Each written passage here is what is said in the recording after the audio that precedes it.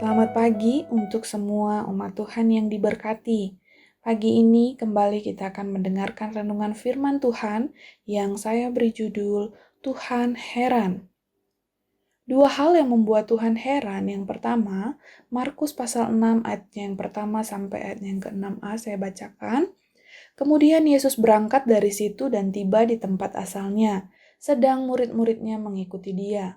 Pada hari Sabat, ia mulai mengajar di rumah ibadat, dan jemaat yang besar takjub ketika mendengar dia dan mereka berkata, "Dari mana diperolehnya semuanya itu? Hikmat apa pulakah yang diberikan kepadanya?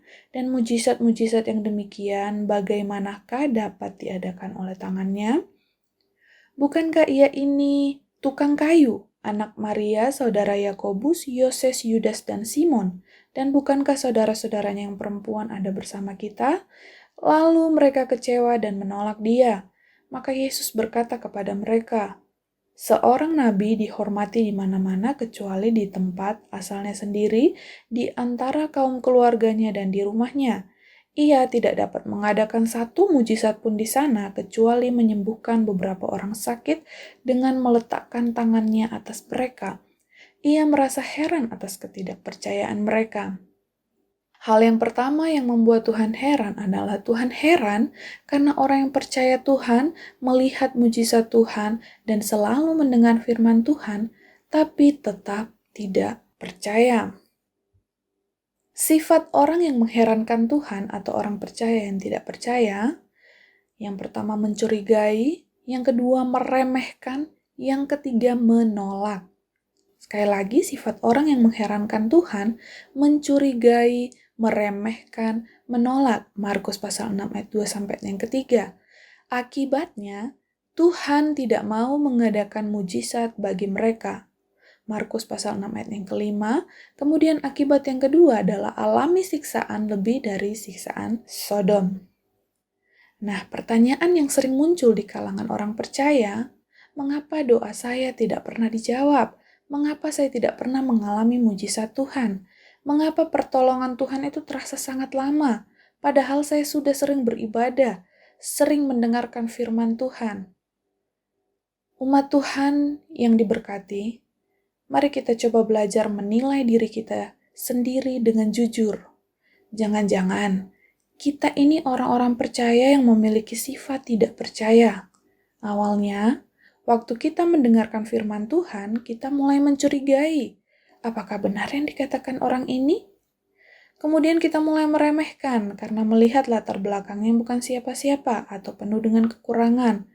Tanpa kita sadari, kita mulai menolak firman yang disampaikan, dan akibatnya kita tidak akan pernah mengalami mujizat-mujizat Tuhan yang heran.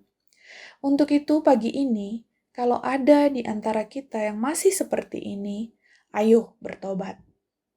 Karena firman Tuhan dalam kitab Matius pasal 11 ayat yang ke-20 sampai ayat yang ke-24 pun datang untuk orang-orang percaya yang tidak bertobat. Hal yang membuat Tuhan heran yang kedua adalah Matius pasal 8 ayat yang ke-10 saya bacakan.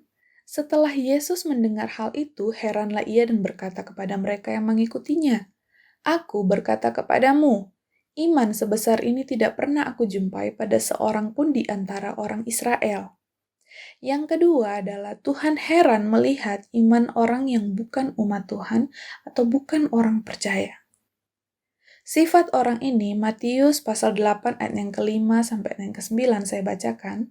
Ketika Yesus masuk ke Kapernaum, datanglah seorang perwira mendapatkan dia dan memohon kepadanya, "Tuan, hambaku terbaring di rumah karena sakit lumpuh dan ia sangat menderita." Yesus berkata kepadanya, "Aku akan datang menyembuhkannya." Tetapi jawab perwira itu kepadanya, "Tuan, aku tidak layak menerima Tuan di dalam rumahku. Katakan saja sepatah kata, maka hambaku itu akan sembuh. Sebab aku sendiri seorang bawahan, dan di bawahku ada pula prajurit. Jika aku berkata kepada salah seorang prajurit itu pergi, maka ia pergi, dan kepada seorang lagi datang, maka ia datang, ataupun kepada hambaku, kerjakanlah ini, maka ia mengerjakannya." Jadi sifat dari seorang perwira ini, yang pertama dia rendah hati. Yang kedua, dia tidak malu untuk minta tolong. Akibatnya, dia alami pertolongan Tuhan secara heran. Dalam Matius pasal 8 ayat yang ke-13. Lalu Yesus berkata kepada perwira itu, "Pulanglah dan jadilah kepadamu seperti yang engkau percaya." Pada saat itu juga sembuhlah hambanya.